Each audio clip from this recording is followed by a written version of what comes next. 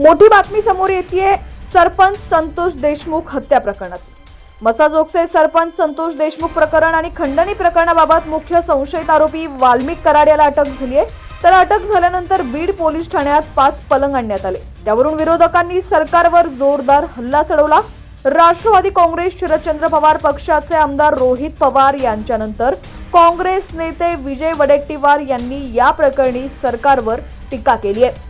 विजय वडेट्टीवार यांनी वाल्मिक कराडचे एन्काउंटर होऊ शकते अशी माहिती एका बड्या अधिकाऱ्यानं आपणास दिल्याचं माध्यमांशी बोलताना सांगितलं। बातमी सविस्तर पाहूया। त्याआधी तुम्ही HPN मराठी न्यूज चॅनल पहिल्यांदाच पाहत असाल आणि अजूनही चॅनलला सबस्क्राइब केलं नसेल तर नक्की सबस्क्राइब करा, जेणेकरून आमचे अपडेट्स लवकरात लवकर तुमच्यापर्यंत पोहोचतील। विजय वडेट्टीवार यांनी वाल्मिक कराडचं एन्काउंटर होऊ शकते अशी माहिती एका बड्या अधिकाऱ्यानं आपणास दिल्याचं माध्यमांशी बोलताना सांगितलेलं आहे। मोठ्या आकाला वाचवण्यासाठी वाल्मिक कराडचं एन्काउंटर होण्याची शक्यता आहे, हा दावा विजय वडेट्टीवार यांनी केलेला आहे अशी माहिती एका बड्या अधिकाऱ्यानं आपणास दिल्याचं त्यांनी माध्यमांशी बोलताना सांगितलेलं आहे।